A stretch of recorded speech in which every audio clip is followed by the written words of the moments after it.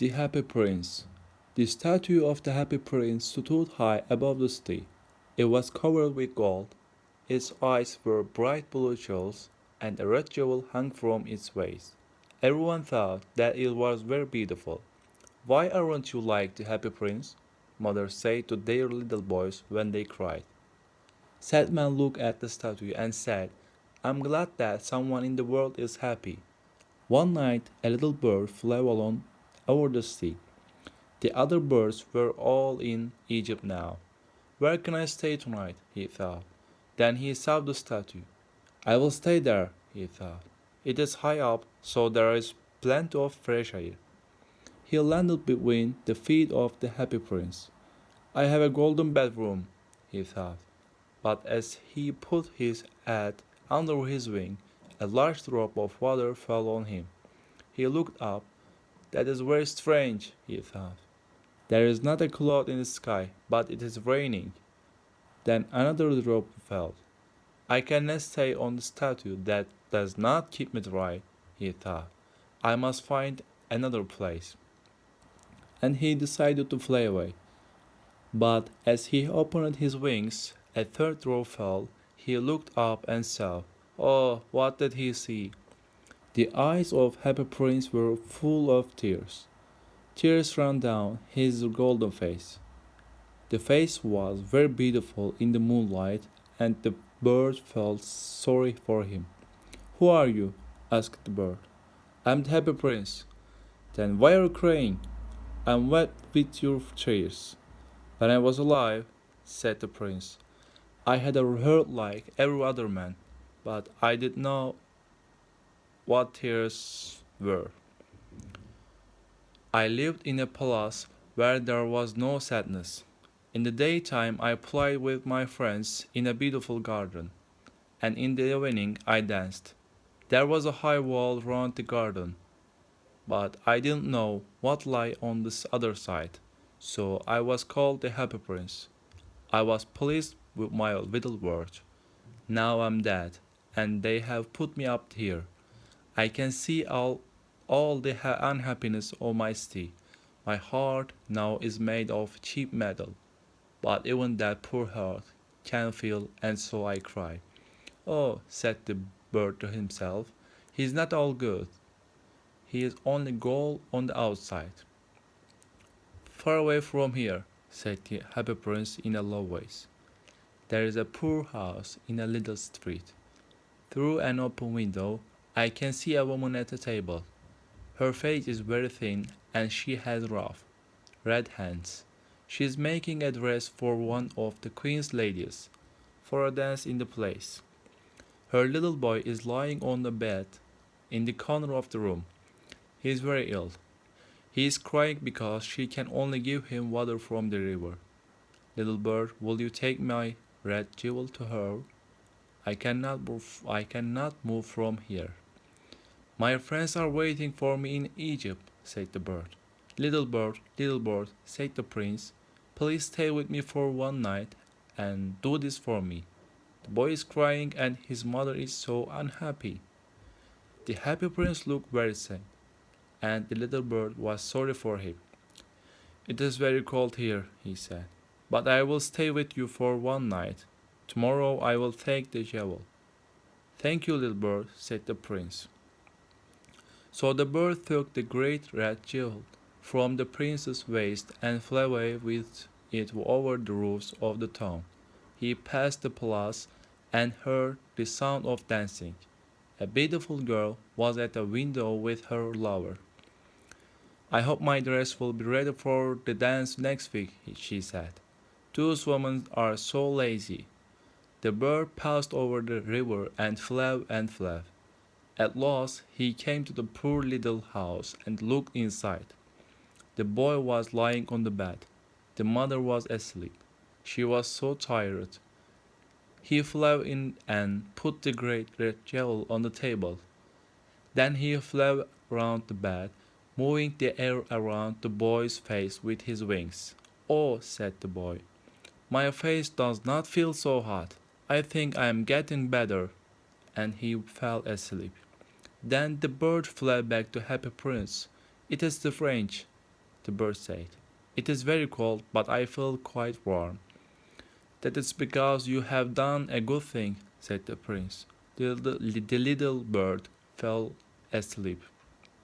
When they came, the bird flew down to the river for a bath. A clever man saw him. That is very unusual, he said. That kind of bird here in the winter. I must write that down. I will go to the Egypt tonight, thought the bird. When the moon came up, he flew back to Happy Prince. Can I do anything for you in Egypt? He said. Little bird, said the prince. Please will you stay with me for one more night? My friends are waiting for me, answered the bird. Far away across the sea, said the prince, I can see a young rider in a little room at the top of the house. He is sitting at a table that is covered with papers. At his side there are some dead flowers.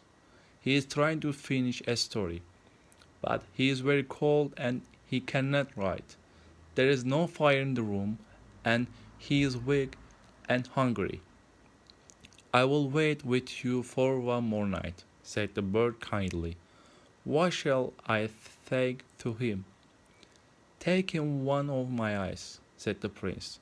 They are made of beautiful blue stones from India.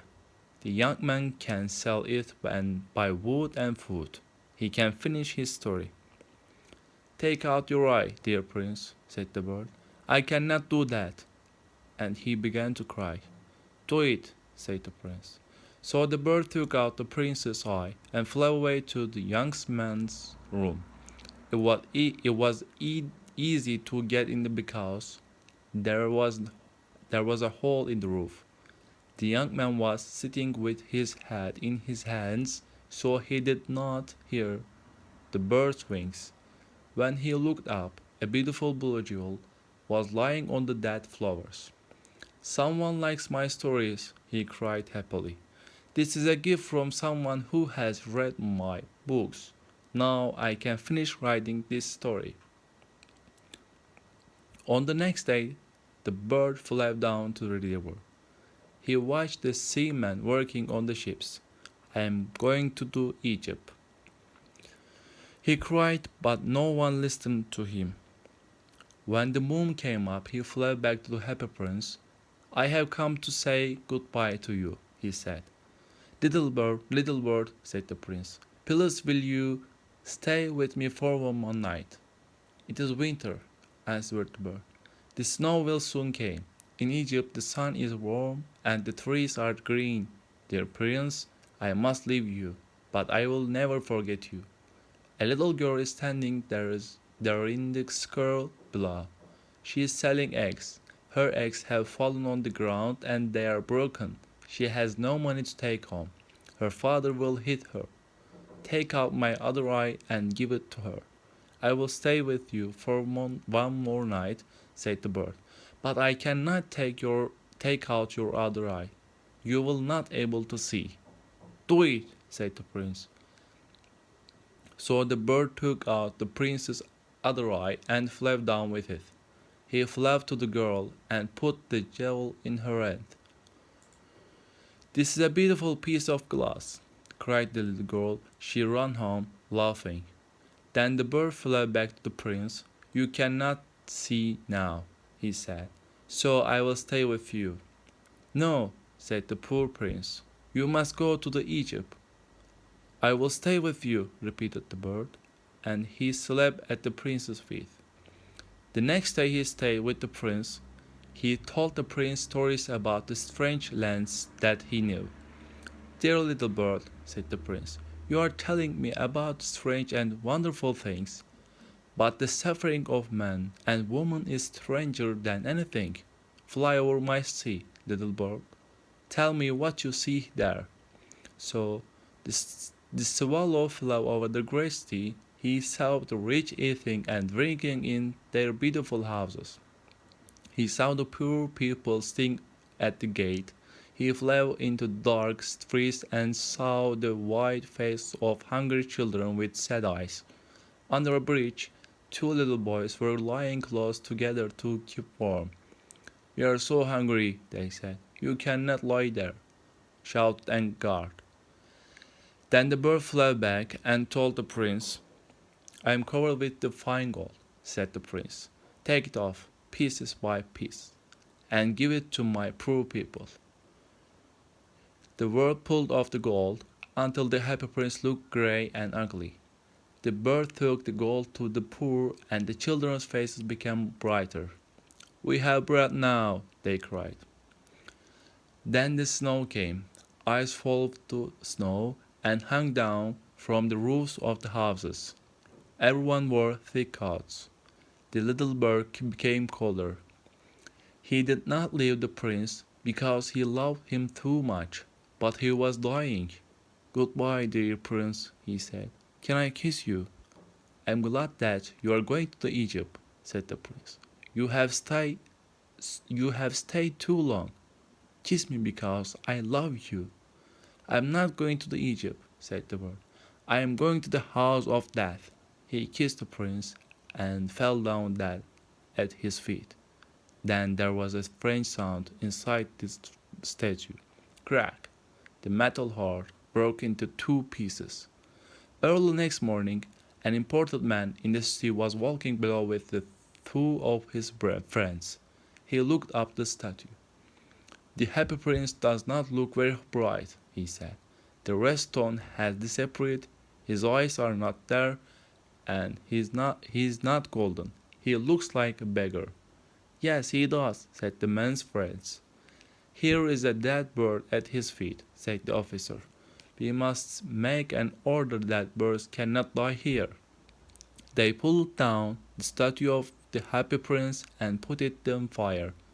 A stream of bright metal ran out. This is strange, said the workman. This broken piece in the middle of the statue has stayed hard. We must throw it away. So they threw it away with the dead bird. God said to his servants, Bring me the best things in the city. They brought him the broken heart and the dead bird. Yes, you have brought the right things, God said. This little bird will sing forever in my garden, and the happy prince will stand in my city of gold.